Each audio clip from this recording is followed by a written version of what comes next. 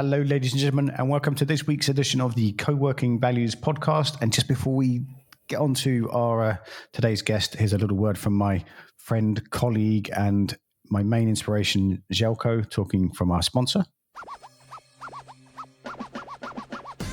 This episode is brought to you by Cobot, our leading management software for co-working spaces, office hubs, and flexible workspaces around the world. You know, one of the best things about Cobot is that it is produced by people who manage a co-working space and know the ins and outs of the main problems and issues bugging co-working managers. So if you want more time for your coworkers and community, check out Cobot at cobot.me and take your co-working management to the next level. And unfortunately, my dear friend Željko can't be here today. He's doing another parachute jump, and so it's just me and Ivanne, our guest, which will be great. So I'm really, really excited about this. This is another project that I've seen kind of pop up and then develop. And so Ivanne, what are you known for, and what would you like to be known for? Thank you, Bernie. I'm Ivanne Poussier. I would like to be known as a learning animal because every single day I learn something, or I try to. And I would like to be learned in the future for building Ada Coworking as the first women-focused space in France in a suburban area, where with my co-founder Eva, we think there are many female talents, women, family identified and non-binary people broadly, and I really want to innovate in this field and build smarter and also more inclusive cities. Is that all? So what's no, because I have big ambitions.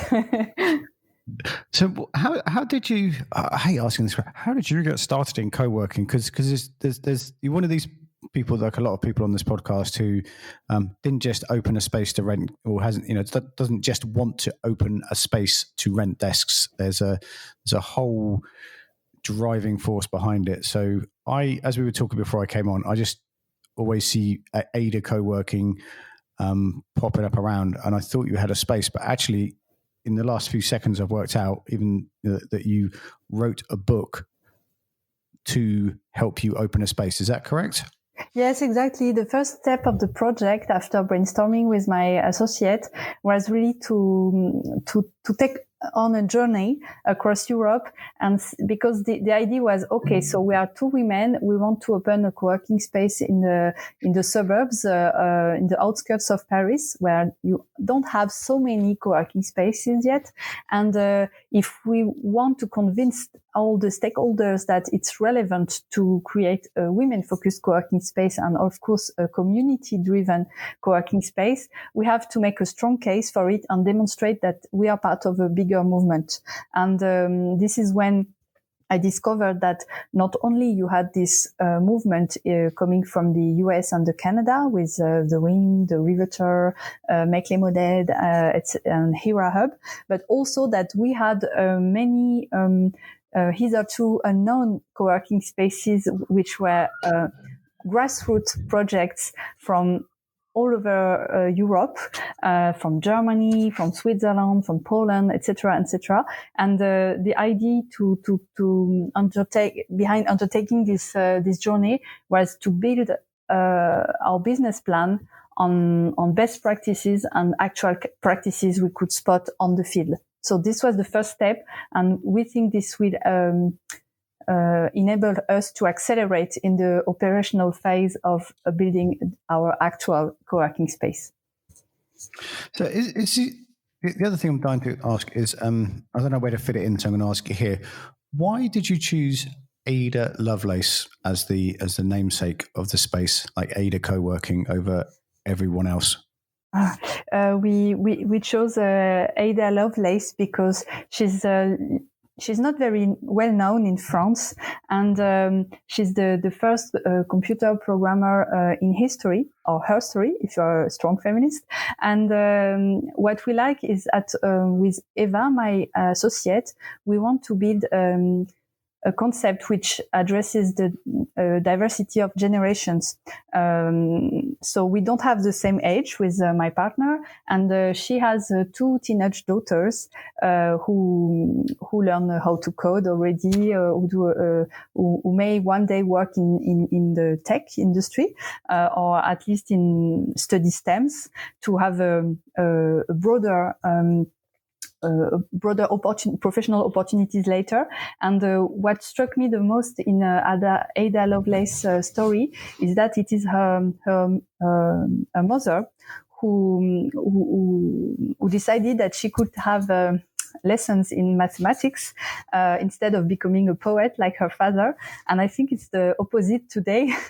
many girls are oriented to do like humanities and literature and social science studies, so like myself, and still many boys are oriented towards STEMs. And I think Ada Lovelace proves the opposite is possible and can set an example. And if only women were given the same opportunities as young as teenage girls, and later when you are in a professional transition to change completely and to orientate yourself maybe towards the tech sector. It's also a great source of inspiration. So we wanted to make a strong case for women who are empowered in the tech industry and also in entrepreneurship in a broader sense. Ace, I was hoping you'd say something like that. So you can have like all the men writing poetry in the corner like our father, Lord Byron, and all the women building spaceships and computers and now the idea is to be able to join whatever your vocation is, that you don't have this social censorship about what you should or could do as a man or a woman. So I think it's more the idea of broadening the opportunities. So my next question is about what did you find as you traveled around all these female-run spaces? Because there's and the background to my question is there's what you hear in the PR media hype, like what makes the headlines about female-run spaces, and then like what actually came about as you met woman to woman with people around, with other space owners around Europe. And do you mean what sets them apart as female-led co-working spaces? Or catering to women? It was a very clumsy question. Sorry. So let me try again for the benefit of the listener and yourself. So what themes came up as you met female space owners? What did they? Well, I think what I'm trying to ask is, what did you expect to find, and what did you actually find? That's my question. Okay. So first of all, I found from female founders how should I put it? I felt female founders were in the same dynamic as me and my partner we are. It's really to create a space of your own because of all the frustrations you've experienced before in other workplaces. So whether as a employee or after trying other co-working spaces, so in mixed environments, the idea is to create a space which reflects more your aspirations, which caters more to your needs as a woman, and also building a community where you feel more empowered by being surrounded by other women. So I think if there is one common trait, one common point among all the founders, is this idea that you're never better served as by yourself. And then, of course, I made discoveries. I found, I observed things I didn't expect. And the most striking one was that they are not hardcore feminists. They are not feminists, all of them, or they do not express feminism in the same way as someone like me, because I present myself as a feminist entrepreneur. But in fact, it's more something pragmatic. They create a co-working space which is mostly dedicated to women. So some are women only and others are open to all, but they really have this sense of detail, to create, a comfortable, setting and, the right atmosphere to focus on most of the day, and also to connect with others and to exchange. They really know how to create a close-knitted community which is supportive and benevolent, and they really created the way they would have expected it to thrive themselves. For example, if they had previously launched a first business. So they really draw from their own frustrations, and then they totally innovate in the way they convey this atmosphere, in the way they offer services, or the way they manage the community. So it takes many shapes, and I would say luckily, because women are so diverse themselves, that even if I thought maybe there would be some kind of European model with this grassroots movement. In fact, I was totally wrong, because almost every concept is a concept of its kind. What was can you say a bit about how the work, like going to work in a co-working space, occurs differently for a woman to a man? Because it's like this. There's a lot, like, I mean, in the UK, I've read a lot around how society just assumed that all the women would stay at home and homeschool, and all the men would go to work. Like, we're still in a kind of, men go and hunt and women stay at home. I actually couldn't believe I was reading that or every year in 2020, that, mostly women, it was just assumed, would stay at home and do the homeschooling. So how does, almost like the workday in a co-working space, how does it occur differently between the genders? I think that there are first two differences in terms of context, because the women like myself and the women I met, they become entrepreneurs a little later in life, so around their 30s, whereas in the older geeky startup co-working spaces, you find many men who are younger. And as women are a little older, I would say on average, and many have a previous experience as an employee, their expectations are set higher, because they have known the corporate office. And for example, you have ergonomic chairs, so you will never accept that design chairs are not comfortable for your back, for example. You have a higher expectation on this matter, but also they launch so roughly on average later in their career, and they launch solo. So when you're a solo founder, it's also different, because you will start home, and on very quickly, for a majority, working from home, or what they call is home office, because they are always home, is not really sustainable in the long term. It's painful. It's hard to focus. Either you procrastinate most of the time, and you have many chores, many duties, many things to do at home as well, or you burn yourself because you don't set boundaries, and it becomes difficult, and you take all the decisions on your own. So, which is also a mental load, which can be really heavy. So, once I've said that, the context and is different. So I think that when you come in for a day in this kind of co-working spaces, what you expect is a quiet place where you can focus, where you will not be disturbed by loud voices, too much noise, and you really want to feel respected when you work. And also you want to be able to connect in a formal or informal way at the right moment of the day. So you will need previsibility. You want to know that you're coming on a given day of the week, because mostly these women, they have part-time memberships. You want to be sure that something will happen, whether it be a breakfast or a lunch and learn, or a troubleshooting, MindMeister, and so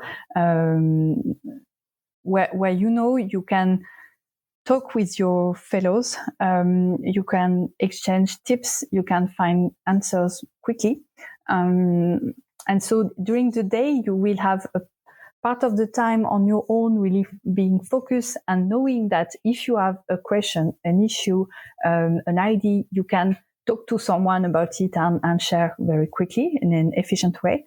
And otherwise, if there is an event, a workshop, a training, you will derive value from this moment and learn something new and being more knowledgeable about something which is helpful for your business. That's great. I'm gonna quickly move on because the next questions are going to explain a bit more of where you're going, I hope. So because there's the whole book have you published it yet, or is it about to be published as we're? It's published, and you can already read the ebook on Amazon Kindle, either in French or in English. We would definitely link to that in the show notes. So there's the whole book, and then you're taking part in the co-working library challenge. That's not a hackathon. I can't remember what we called it now, which is at the big part of the research group for collaborative spaces, and you're taking part in the global. Ashley Proctor and Tash are running the global inclusion, equality, and diversity project. And you're going to open a co-working space.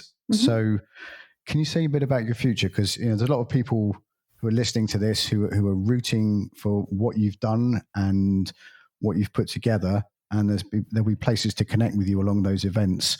And say what you hope to happen. Where do you want all this work that you've done to go, as well as opening your co-working space? But what else do you want to have? How do you want the landscape to change as you go on this journey?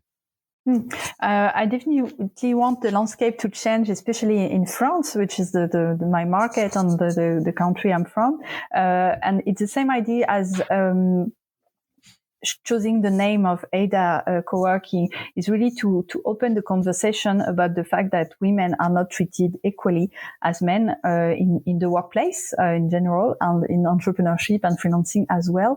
And what I really want to change is the idea that even if we gather with other women, as women, we can really bring something to diversity and inclusion in the future of work, and especially in an intersectional approach, including also other diversities, not only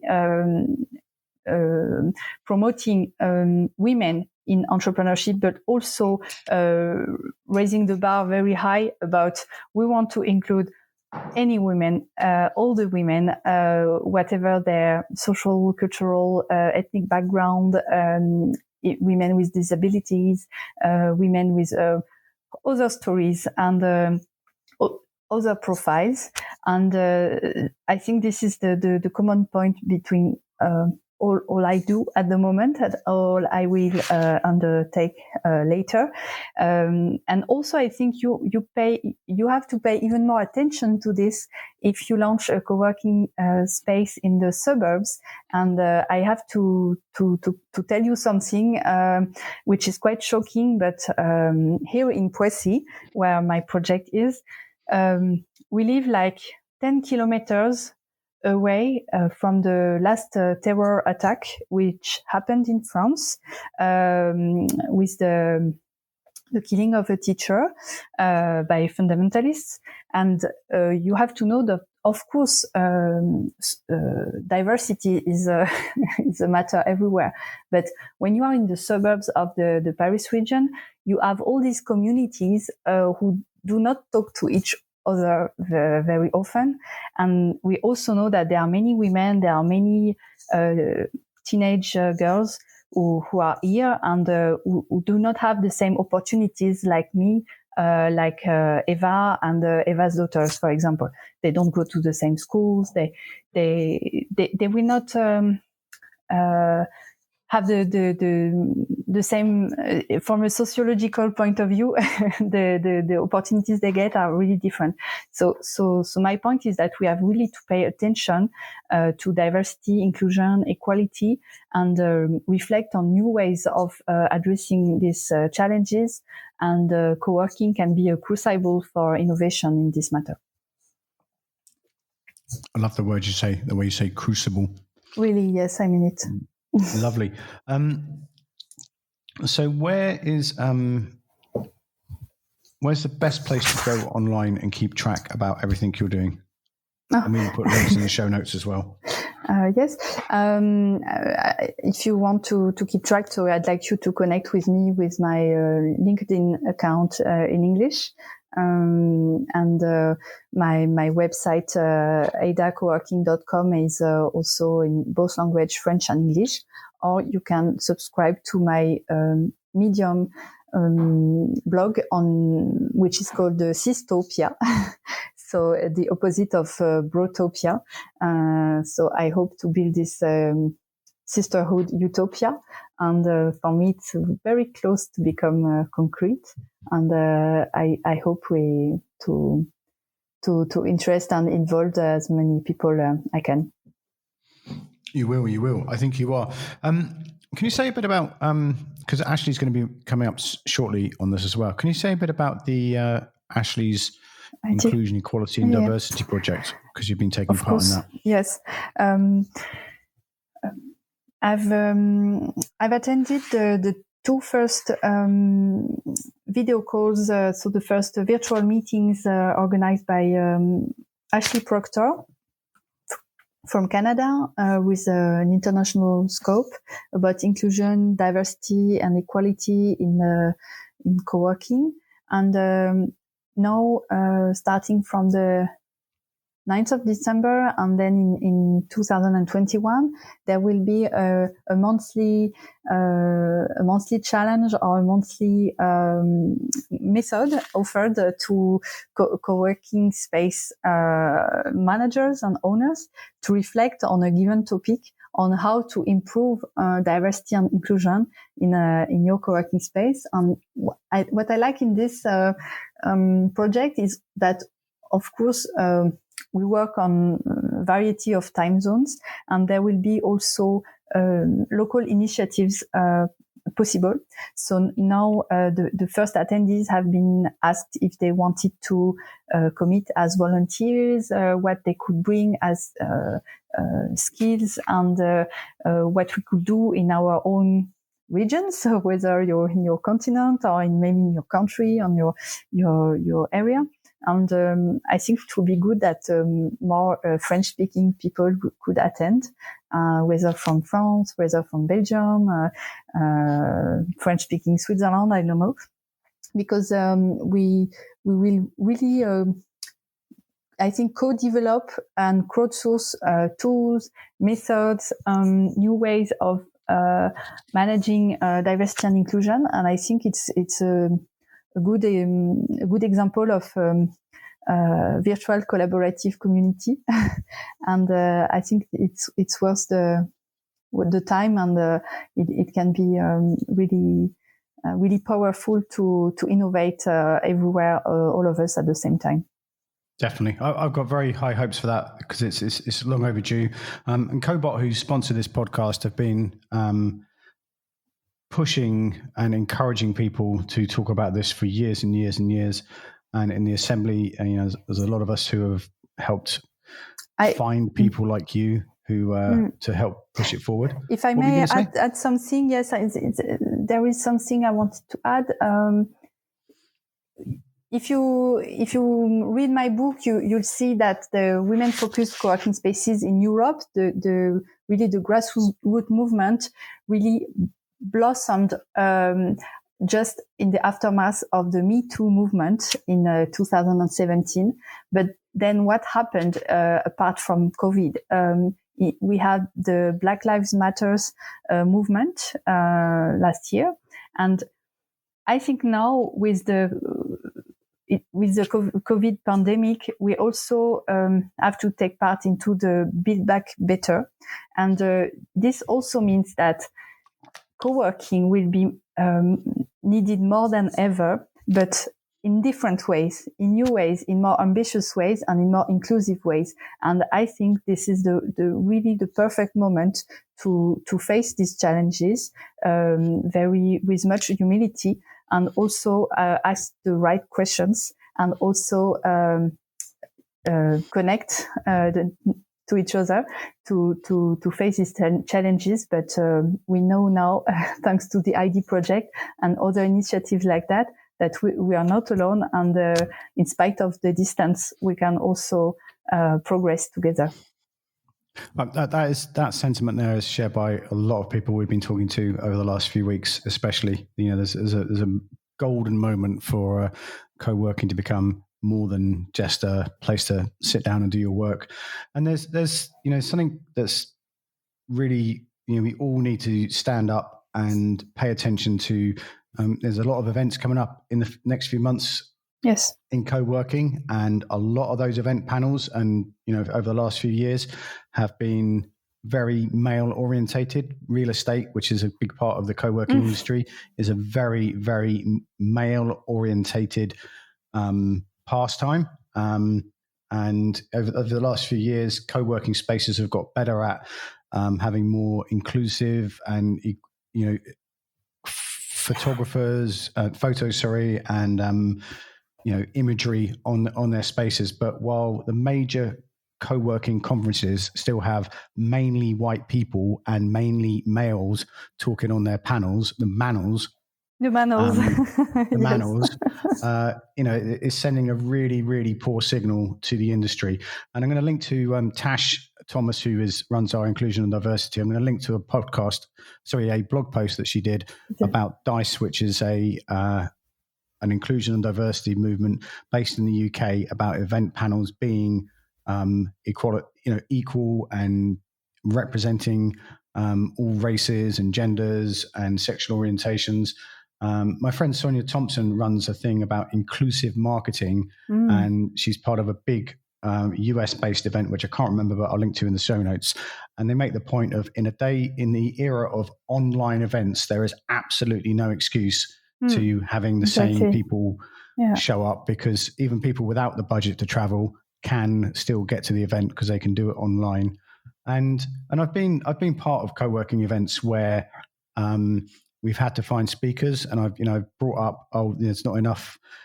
There's too many white men on this panel, and people have said to me things like, well, women just don't email back, or we can't find enough black people. And they are there, and you have to put in the effort to look for them. So, big shout out to all you people listening, get involved with all this stuff that's going on and help change the world for the better. Anything you'd like to add to that before we go? Yeah, well, I'm really looking forward to discovering new initiatives and meeting people who want to commit on these topics. You're right that panels matter. We also, as attendees, can change the way things go. And we can also look at research work written by different people. And I think it's also a great source of innovation. It is. Really, really appreciate your time. Love the effort you're putting into this, and everyone we put you in contact with comes back and raves about you, which is always a lovely, warm feeling. So thank you very much. Thank you. Ladies and gentlemen, go to Co-working Assembly. I always get this wrong unless Selko's here. coworkingassembly.eu, and you can sign up for our weekly email newsletter, which is just a roundup of the events and projects and all the initiatives that are going on in the European Coworking Assembly, and all the blogs and the podcasts will get emailed to you directly. So there's no cheesy sponsorship thing going on there. It's just direct information from independent co-working space owners from around Europe who are making a big dent in the universe. Thank you for your time in your earbuds or speakers today, and we'll see you next week.